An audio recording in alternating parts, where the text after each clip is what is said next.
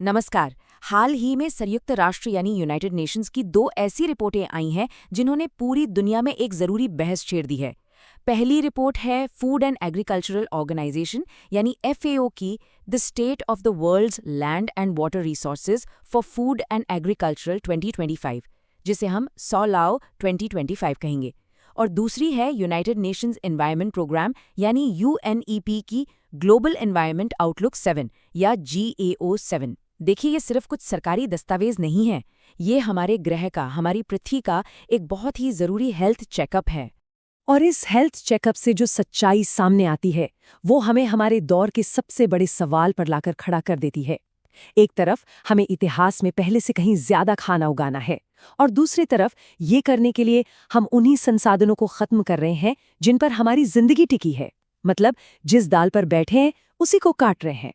इसे आप हमारे ग्रह का ग्रोसरी बिल कह सकते हैं। एक ऐसा बिल, एक ऐसा कर्ज जो लगातार बढ़ता जा रहा है। सबसे पहले देखते हैं कि मांग यानी डिमांड कितनी बड़ी है। ये वो चुनौती है जिसका सामना हमारी पूरी फूड सिस्टम कर रही है और ये हर दिन और विशाल होती जा रही है। 9.7 अरब। ये सिर्फ एक नंबर नहीं है, ये साल 2050 तक दुनिया की अनुमानित आबादी है। जरा सोचिए, इतने सारे लोगों के लिए खाना, पानी और रहने की जगह की ज़रूरतें कितनी ज़्यादा होंगी। और ये सिर्फ कुछ और खेत जोड़ने या कुछ और ट्रैक्टर खरीदने की बात नहीं है, ये हमारे खाने पीने की पूरी व्यवस्था को जड़ से बदलने के बारे में है। एक तरफ हमारी ज़रूरतें आसमान छू रही हैं, लेकिन दूसरी तरफ हमारे संसाधन यानी हमारे ग्रह का जो बैंक अकाउंट है वो पहले से ही ओवरड्रॉन है। हम कर्ज में जी रहे हैं। ये एक ऐसी स्थिति है जो ज़्यादा दिन तक चल नहीं सकती। तो अब सवाल ये उठता है कि हमारे ज़मीन और पानी की असली हालत है क्या? और यहीं पर हम अपनी पहली रिपोर्ट को खोलते हैं, FAO की state of the world's land and water resources for food and agriculture 2025। ये रिपोर्ट एक आईने की तरह हमें दिखाती है कि हमारे खाने की नींव यानी हमारी जमीन और पानी किस हाल में है। और सच कहूं तो तस्वीर काफी चिंताजनक है। जरा इस आंकड़े को देखिए। दुनिया भर में जितना भी ताज़ा पानी इस्तेमाल होता है उसका 72% अकेले खेती में चला जाता है। ये एक चौंकाने वाला नंबर है जो ये बताता है कि हमारी फूड सिस्टम हमारे सबसे कीमती संसाधन पानी पर कितनी ज़्यादा निर्भर है।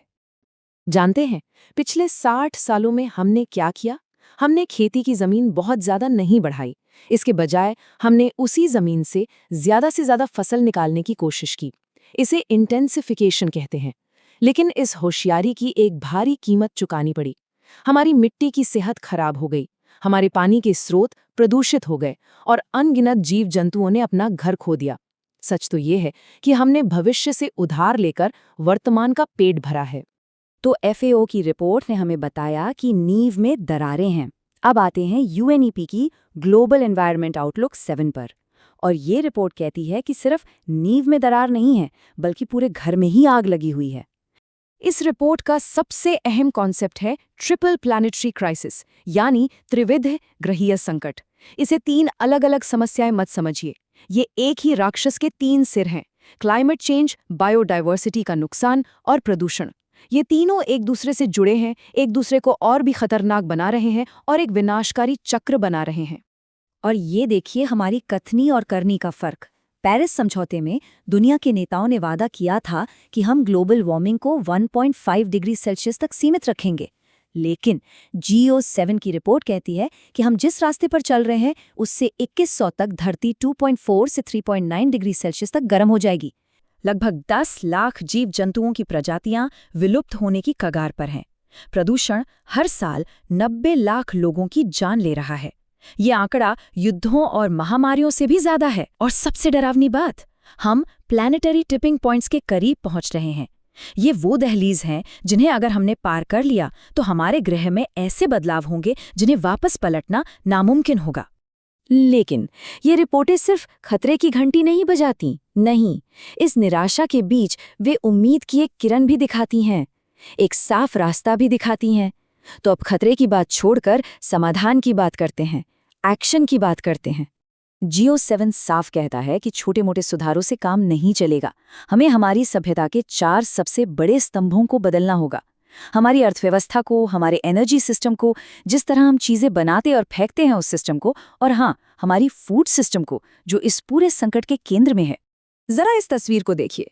कल्पना कीजिए एक ऐसे खेती के तरीके की जो प्रकृति से लड़ती नहीं बल्कि उसके साथ मिलकर काम करती है। ये तस्वीर उसी लक्ष्य का प्रतीक है, जहां खाना उगाने से हमारा ग्रह बीमार नहीं बल्कि और स्वस्थ होता है। तो ये बदलाव जमीन पर कैसा दिखेगा?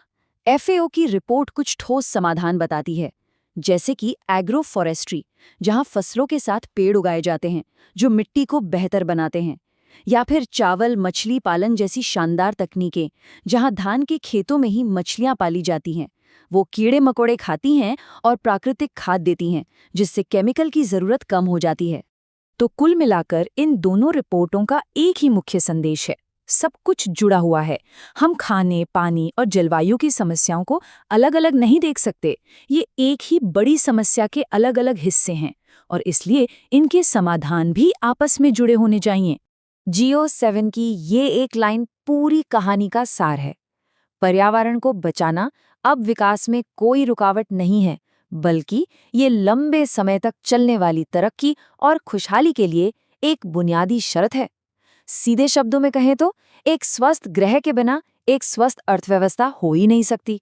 और अंत में सवाल हम सबके लिए है। इन रिपोर्टों ने हमें नक्शा भी दे दिया है और रास्ता भी बता दिया है, लेकिन उस रास्ते पर चलने के लिए जो सामूहिक इच्छा शक्ति चाहिए, जो विल पावर चाहिए, वो कहाँ से आएगी? इसका जवाब हम सबको मिलकर खोजना होगा, सरकारों को, कंपनियों को और हम सबको। अगर ये वीडियो आपको पसंद आया हो तो लाइक जरूर करें, शेयर करें उन दोस्तों के साथ जिन्हें यूपीएससी, लॉ या जनरल नॉलेज की तैयारी करनी है, और हाँ, सब्सक्राइब करें। आप अपने सुझाव या सवाल नीचे कमेंट में लिख सकते हैं।